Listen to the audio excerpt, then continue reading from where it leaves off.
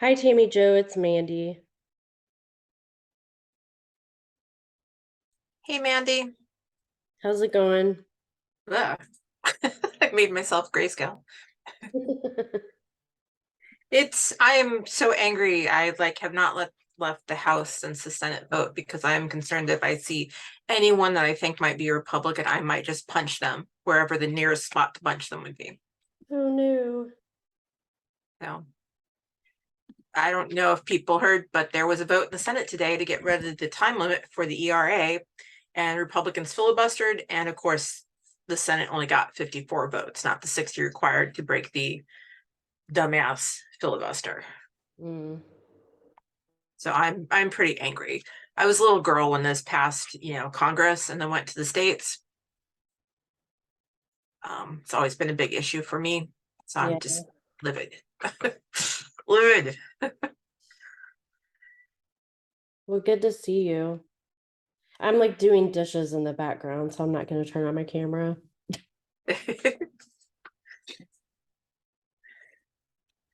When we get back from our vacation, we should make a time to go out and have lunch or something, Mandy. Yes. Just I'm also you also asked how I was. I'm insanely busy. And it's my fault. I'm the fool who took on 2 book contracts. I realize that. But I no longer have weekends now. I have 6 weeks to finish revisions on this other book. And it's like, Oh yeah. so, Deadlines are stressful. you know. And I'm glad to see you guys.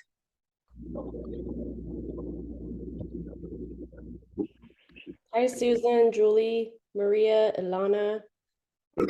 Hi, Cameron. Julie. Did you guys see my text about what's going on right now? No. About the state of the feminist union is going on it now, right now. Now, Oh, right now. have you been watching it? I just started. I forgot. Hillary's speaking. Oh yeah. Yeah, she hasn't started speaking yet. I watched the first half hour of it before I came over here. Oh.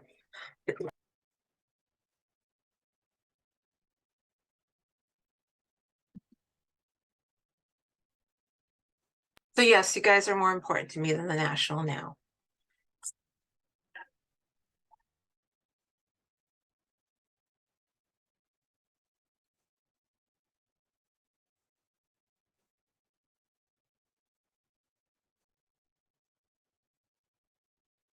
You guys are going to hear a lot of dog barking. I'm sorry. Sorry, not sorry.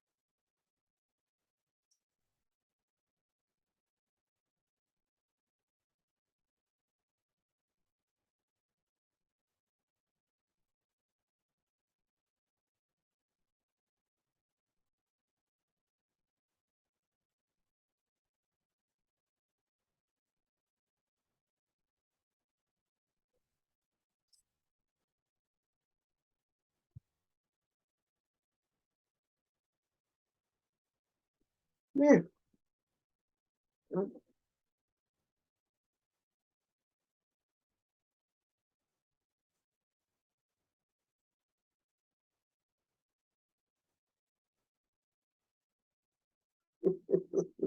are you looking at, Julie? I have a cat being Baby. fussy over here. Yeah.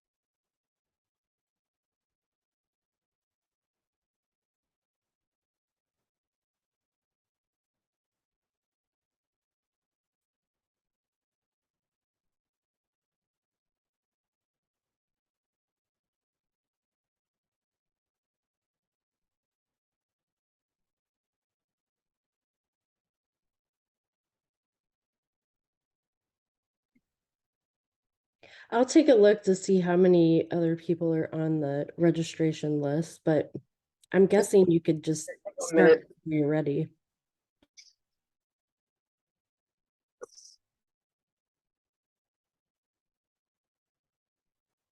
I was gonna give it one more minute.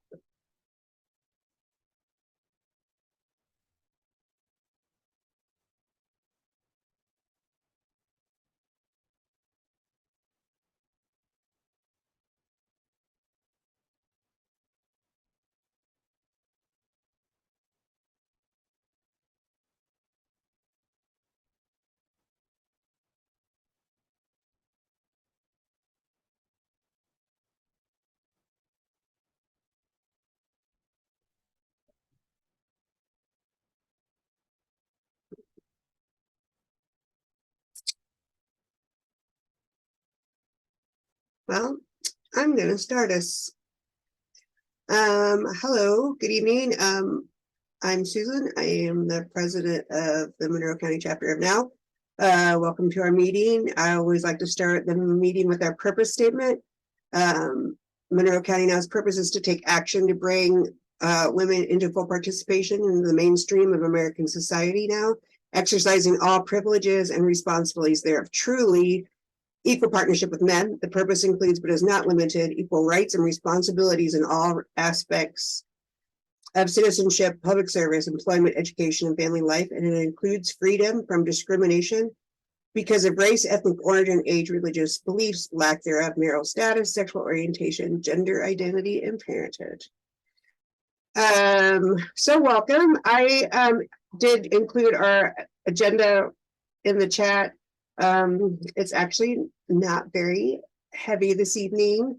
I did just keep listed all of our names on the executive board and all of our contact information. So if anybody at ever any time wants to contact us, they have our information. And as far as updates go, I have nothing. I'm trying to think. I have nothing to report, I guess. Where did you? Oh, there's Julie. Hi, Julie. Did you want to say? Do you have anything to talk about? Just my usual spiel with membership. So if you're a current member, we're sending out reminders for membership renewal. So you can watch for that in your email. And membership is available on a sliding scale from $10 to $40 per year, whatever works for you. There's no questions asked. If you want to sign up for a new membership, we have a membership form that can take you through the steps. You can also share this with your friends and family who have not joined this chapter. They can also use that. And if you are a new member, you're eligible for a complimentary Monroe County Now t-shirt while our supplies last. Mandy Yates is our treasurer and has our current supply, and we will connect you with a t-shirt as best we can. So you can contact me or Mandy to inquire about that. And as always, if you need to, you can always email me at this email address for membership. If you have any questions about your membership. So that's it. Thank you. Jennifer Crosley, did you want to give any information about legislative action to anybody? I didn't ask you, so I'm sorry. Oh no, you're fine. Hi everybody. Jennifer Crossley here, Legislative Action Chair.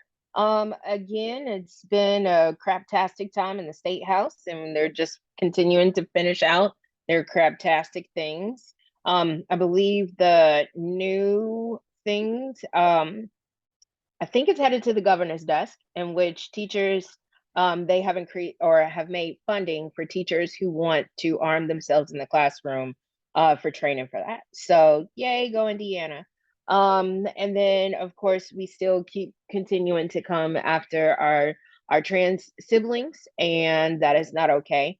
So we know that we should all live by the great mantra, the great Angela Davis, that we can no longer accept the things we cannot change, but change the things we can no longer accept.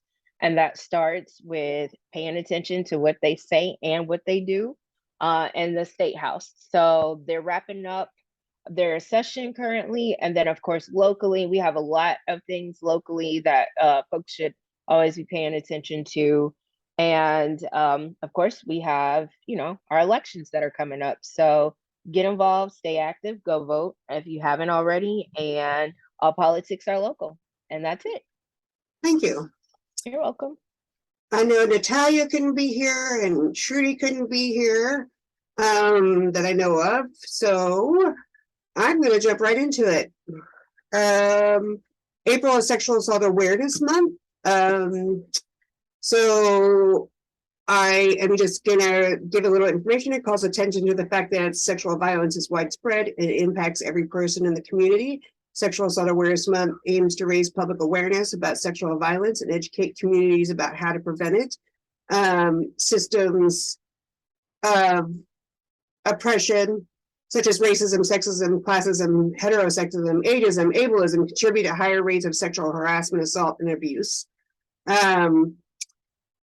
There are some horrible statistics about how sexual assault is definitely, we can trace a line of sexual violence to systems of oppression, and that's a wonderful, not a wonderful, it was a horrible thing to talk about. But I did invite Middleway House to come, Carrie, to the new executive director, to come talk to us a little bit about what goes on in Middleway. So thanks, Carrie, for being here with us tonight, and congratulations on being the exec finally. Thank you. Thank you for having me, and thank you for that those beginning statistics, because this presentation is greatly abridged tonight. So I could go speak on this for hours, but we will not. But are you ready for me to jump right in? Go right in. Okay. I will share this. Oh, no, I will not. I will just talk. So I wanted to kind of talk to you about Middleway House and the services that we have that specifically support survivors of sexual assault.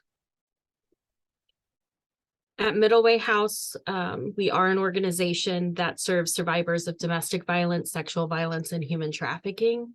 Our main office is here in Bloomington. However, we do have outreach offices in Owen, Greene, and Martin counties. We also serve Morgan and Lawrence counties, but do not have offices there at this point. I think a lot of times people think about Middleway House and they think about the emergency shelter. And that is one thing that we have, but we are so much more than just that. We do have the emergency shelter that serves individuals of all genders and identities. We also are one of the 2 shelters in Bloomington that provide housing for families. In addition to the emergency shelter, we do have affordable housing options, one of which is our 28-unit apartments called The Rise. They're transitional housing, and we can house individuals from anywhere between 6 months and 2 years. We also have 6 units of permanent housing for individuals who do not have children, and those are located right next to our admin offices. For all the individuals engaging in our services, we do have a child care. It's a licensed child care with specially trained staff that are educated on trauma-informed care and how trauma affects children. So the child care goes from infants to age 5, and then we have a youth program that is for children 6 to 18. Additionally, we have prevention programming. Our prevention program staff goes into area middle and high schools, and they facilitate a building healthy relationship curriculum. So this is providing a lot of information to youth about what healthy relationships look like, what consent looks like, how to navigate difficult situations with adults in your life who are supposed to be a support system who may not. Our prevention program also facilitates our LGBTQIA plus support groups at Middleway House. We have legal advocates. We have 3 legal advocates on staff, and those advocates are able to work with individuals by providing resources and information, as well as filing protective orders, writing up divorce and custody documentation, providing referrals to pro bono attorneys. And they also can go into a courtroom and provide emotional support for the survivor that we're working with. It can be really difficult when you are trying to navigate the legal system alone, and especially having to face the person that harmed you in a courtroom. So I think it's amazing that we have those advocates. We also have what we call triage services. So we have a number of times individuals who are trying to engage in our services, but they may not either need shelter or they do not, fit the criteria, meaning they're not immediately fleeing these types of violence. So our triage services person will work with those individuals who are not living in shelter to meet self-identified goals. That often is housing or obtaining Section 8 or employment. We also can do assessments of individuals who have had a traumatic brain injury due to the abuse that they have sustained, and then get them linked to vocational rehab so they can work towards that transition back into whatever that workforce or whatever they are wanting to move towards. In our county offices, essentially they do everything that all of these other programs do, with the exception of the housing. So they are kind of the true rock stars of our organization, just out there really with minimal staff, taking care of so many in the community and the counties. Since it is April and we are talking about Sexual Assault Awareness Month, I do want to really highlight our crisis intervention services. Prior to my time as the executive director, I served as the crisis intervention services coordinator. Our crisis intervention team operates the 24/7 help and crisis line. We also we identified in 2020, when all of the COVID shutdowns happened, that when individuals are shut in with the person that's causing them harm, it's really hard to make a phone call. So we included a web chat to our services. So that is now a service that is 24/7. It's a confidential web chat. And once an individual closes their server, then there's no record of that chat. We also, in crisis intervention, have community outreach and education. So much like the prevention program does in the schools, we are speaking in college classrooms, doing community events, and just getting the word out that we are here and the services that we provide. Our crisis intervention team also is a certified rape crisis center. So our advocates go through, our normal onboarding and training, and then they have an additional 40-hour training to become confidential victim advocates through ICESA. And so they operate the on-scene advocacy program. Our on-scene advocacy just means that we are off-site or we are in person with an individual. So folks can come in and just talk, safety plan, vent, whatever they're needing, and we can have an advocate speak to them. Or most frequently, we will do hospital or police station advocacy. So if someone has been assaulted and they are wanting to go through the process of an evidentiary exam, we would be able to go to the hospital with them. Sometimes that might look like a 20-minute visit for referrals and resources, and other times we can be there 6 or 8 hours with someone throughout the entire process, and we are there to focus primarily on the survivor, what their needs are, what their wants are, and making sure that those things can happen. And we do the same thing at the police station. So if someone either doesn't feel safe making a police report, or they just want someone to be with them because they don't feel comfortable doing it alone, our advocates can go there and be that emotional support and be that person that can sit alongside them. So as we're talking about this, I do want to just make sure that everybody takes care of themselves. I know this is a really difficult subject and can be triggering. So I want to just ask you to prioritize yourself and do whatever is necessary to take care of yourself. When we are working with survivors, something that is really important is using language that is appropriate. I think oftentimes we hear terms like victim versus survivor. And when we hear victim, it doesn't always feel so great. And that's usually used by members of law enforcement or in the context of a courtroom proceeding, just because that is how statutes are written. But we at Middleway House and kind of across many agencies use the term survivor because it can be used to restore a sense of empowerment and to minimize some of the power that the event that happened to that person has. I personally have experienced domestic violence and sexual violence, and I prefer person first language. I'm Carrie, and these are just things that I experienced. So that is my preference. So really it comes down to listening to the person that you're with and honoring their wishes. And I think that's really important. At Middleway House, we operate from the empowerment model. And so what that looks like is we know that survivors are the expert in their own lives. We know that they know the person that harmed them better than we ever will. And so we make space for that person to be an active participant in their healing. They're allowed to make their own choices, whether we agree with them or not.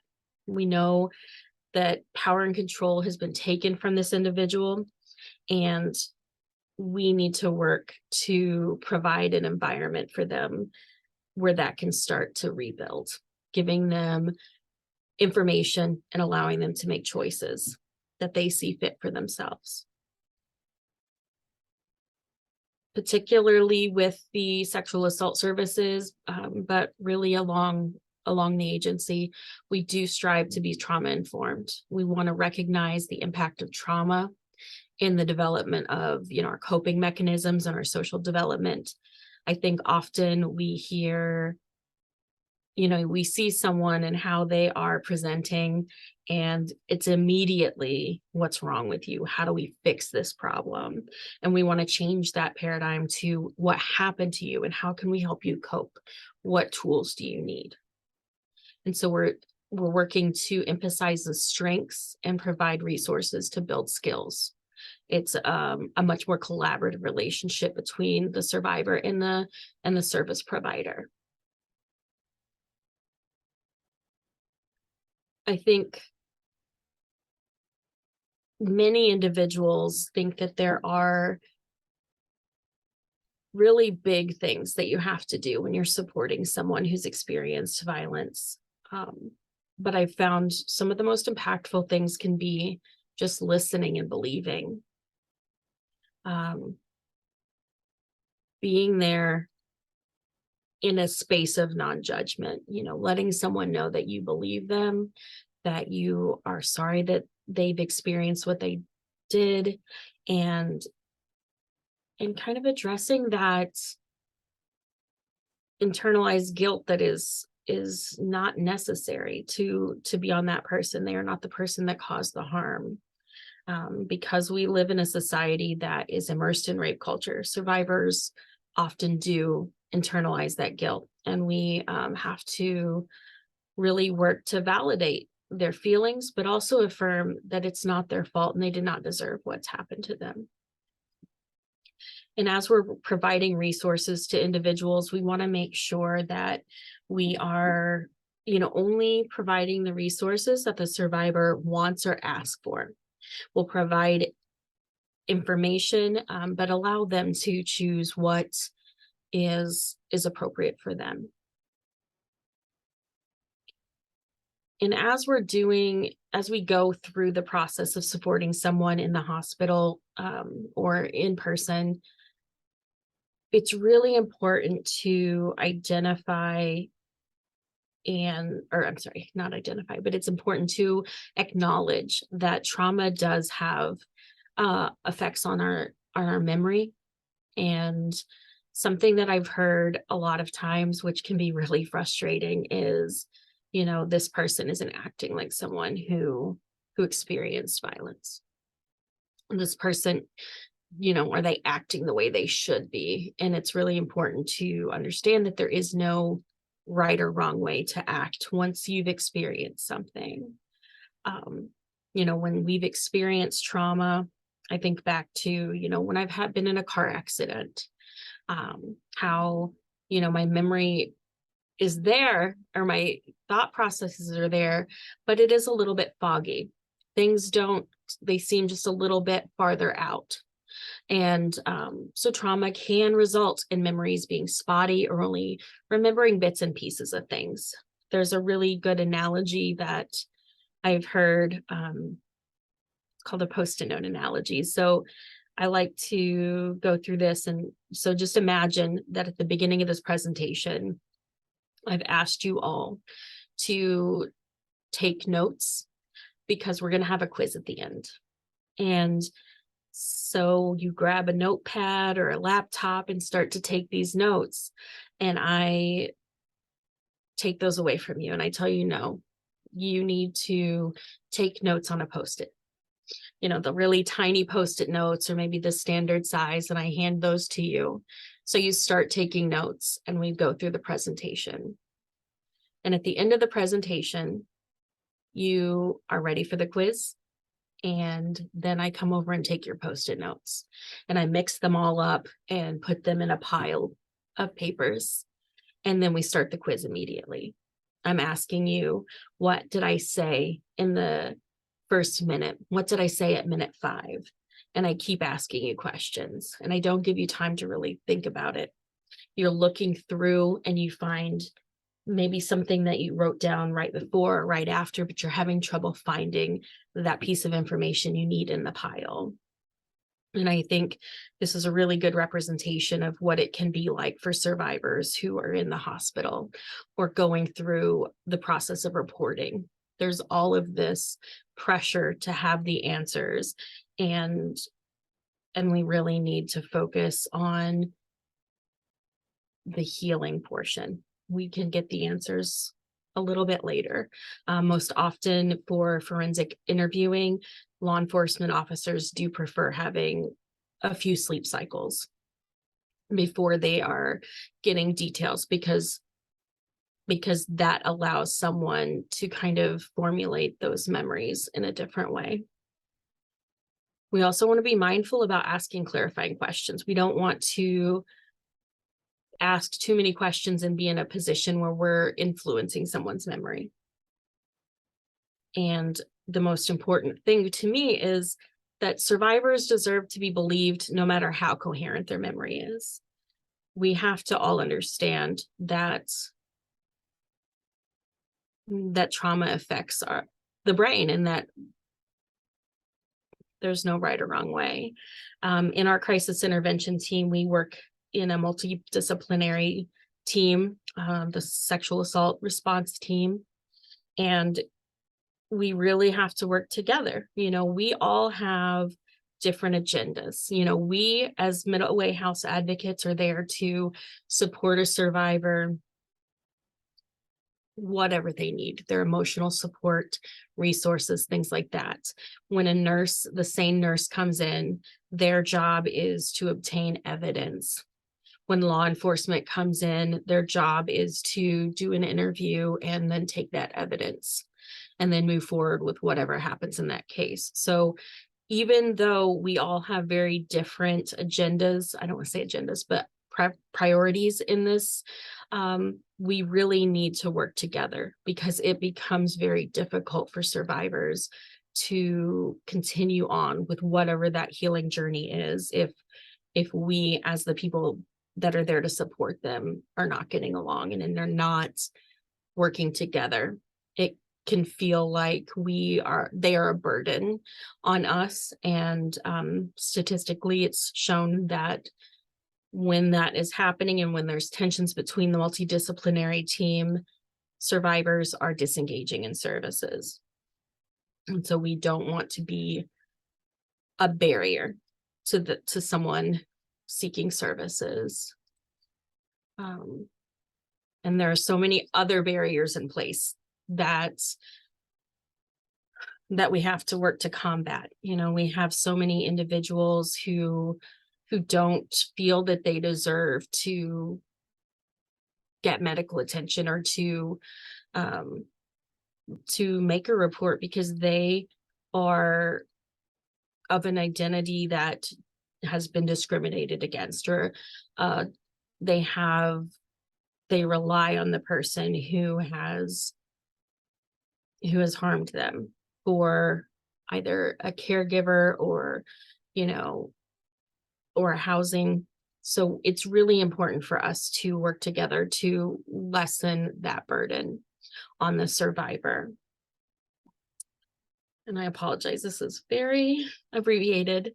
And I do want to just let you know a couple ways that you can get involved, or someone in our community can get involved. Volunteering with our organization, we have many opportunities that are, you know, something like helping out with an event, or a more long-term commitment might be working on our crisis line or with our on-scene advocacy program.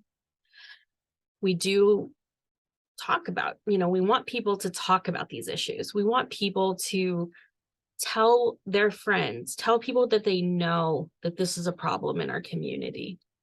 If we aren't talking about it and normalizing conversations about these experiences, I think we're contributing to rape culture. And when we normalize these conversations, we can work to combat that.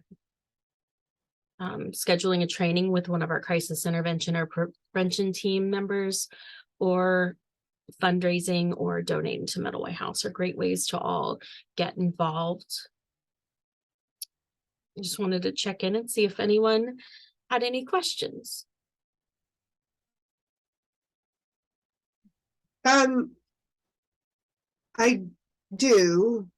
So we, actually Julie and I are, we're both on the Monroe County Women's Commission, and last week we had invited Beth White from the Indiana. Do you know Beth? Yes. And it was really, I mean, it was interesting because I didn't know what they did. I didn't know they existed until I came across them or whatever. And it was really interesting to know that, you know, because I was like, so basically you're a lobbyist for, you know, that issues, right?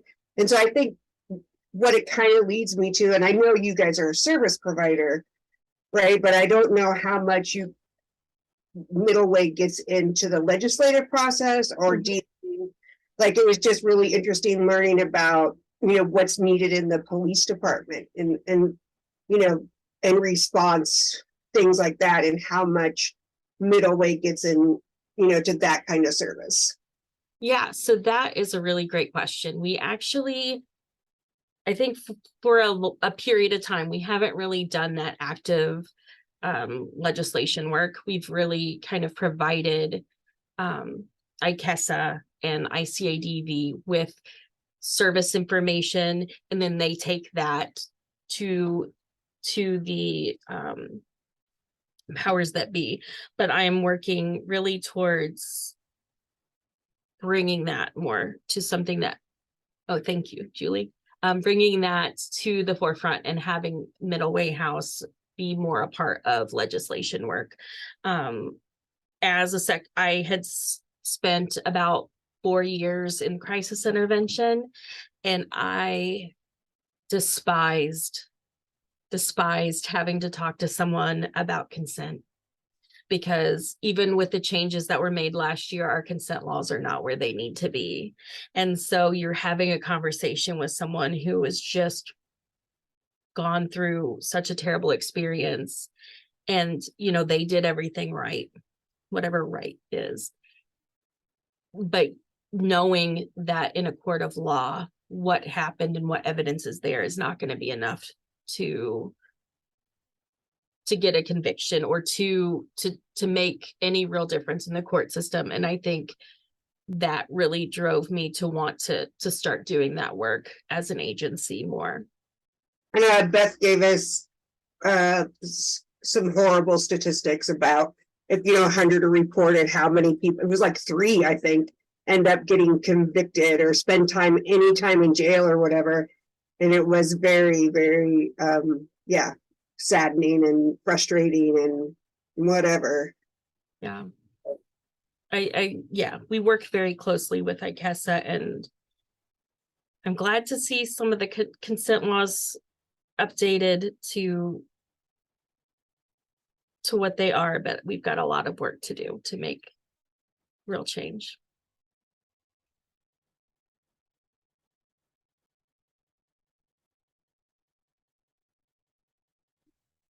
Yeah, the 1 in 7 women in Indiana that is experienced sexual assault, and individuals that are transgender, that increases, so it's, and these are only the number of folks who report. How many people do we know that have experienced this type of violence and they carry it along alone? Something that was really hard for me, but also it felt good, but also it was really difficult. I can't tell you the number of people that I've worked with who have told me, you're the first person I've told. This happened 30 years ago and I've held this alone. And so there's something really special to be able to be that person for someone, but it's extremely heartbreaking to know that that's how people are living. I mean, it's a court case for a former US president right now. Like, I mean, and what's even going to happen with that? Who knows? But that's just mind-boggling. Yeah. It appears that we've lost Susan. Yes.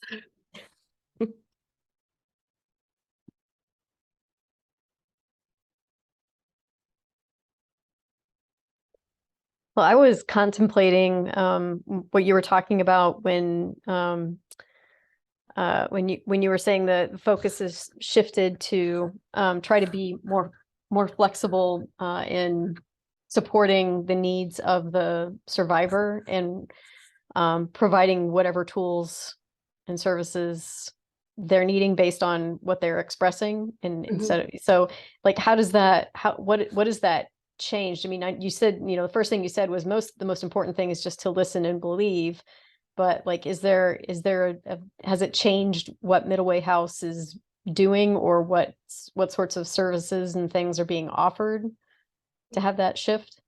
And since I've been here, that's how we approach it. I think where that really comes in is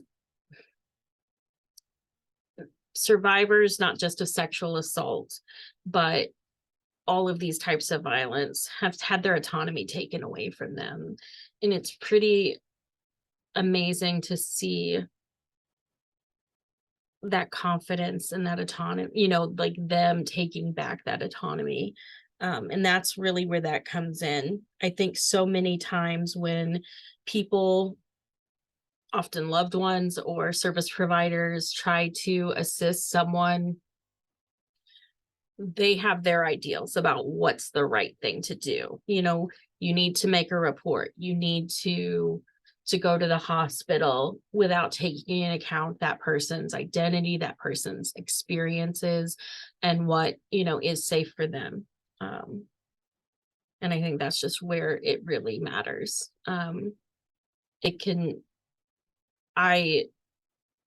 From personal experience, some of the people in my life that were there to support me pushed me in a way that I didn't have relationship with them for a while, because they thought they knew what was right for me. And I knew in that situation, if I did what they thought was right, I was going to be in more harm. I was going to experience worse things.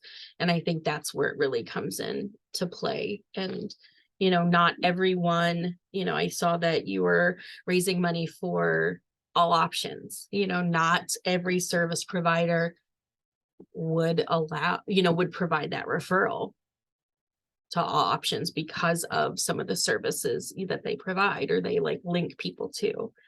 And we feel that whatever service an individual identifies as appropriate for them, we will give them that resource. I don't know if that answered your question. I'm sorry, it was a little rambly there. No, it just kind of struck me like if the perspective and focus changes and there are, you know, what is it? Does it change what is like what is happening? What is, you know, the type of roles that are at middle way, you know, that are, yeah, that sort of thing. It just makes it more collaborative, I feel. Mhm. That we're there to be walking alongside them rather than leading. Yeah.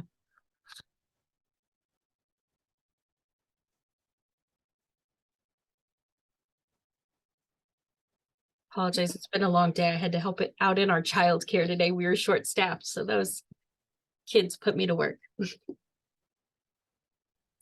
No, I think this is great. Sorry, my dogs unplugged my router there.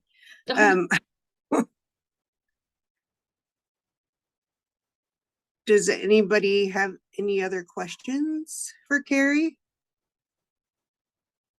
I'm on my phone now, so I can't really see if there's anything in the chat.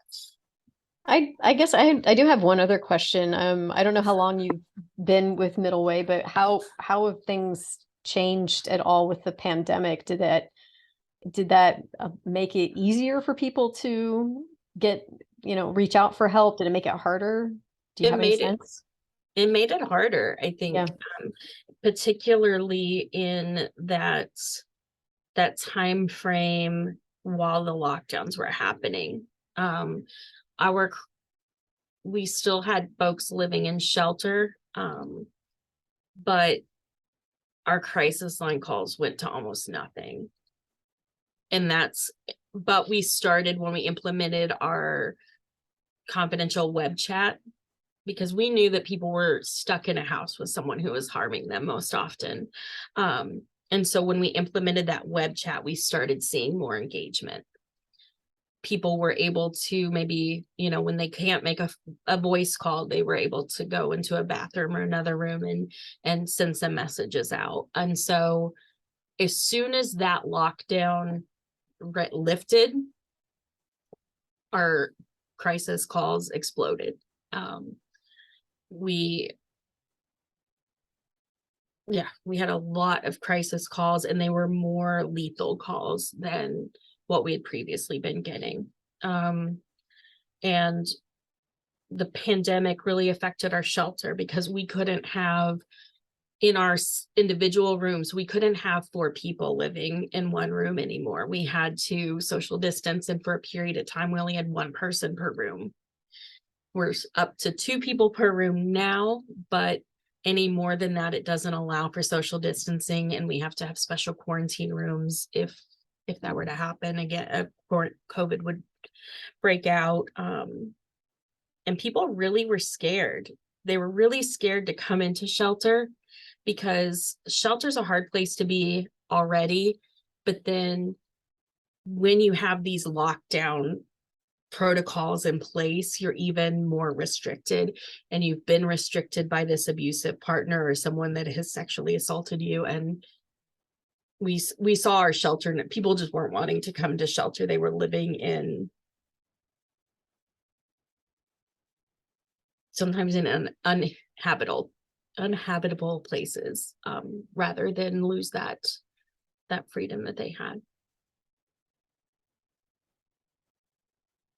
I think we're finally getting to a place where it's starting to feel a little more normal 3 years out. Is the web chat still a service that's available though? That seems like it's a good addition to have. Yes, it definitely is. And we incorporated a lot with our, I guess it depends on the school. But we incorporate it in our BHR programming because oftentimes youth will kind of start engaging with us a little bit at a time to see how we respond and things like that before they do make a full disclosure or they want to seek services. We don't serve outside of our prevention and youth programming individuals that are under 18, but we can link them to services. And that web chat is where we see a lot of those folks engaging.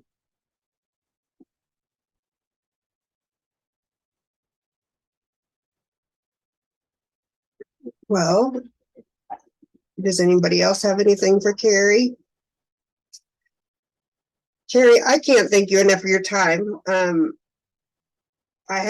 haven't even really officially met. I've just seen you. I came to the luncheon Yes.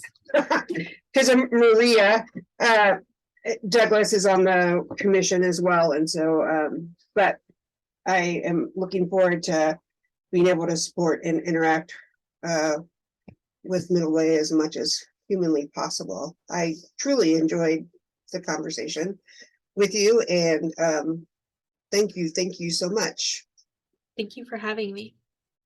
And I'm gonna say that's good for everybody. Oh, Julie said for sure we should mention the all options thing. We're donating all options, which you mentioned in the chat, is in the chat, and everybody go vote. So thank you everybody so much.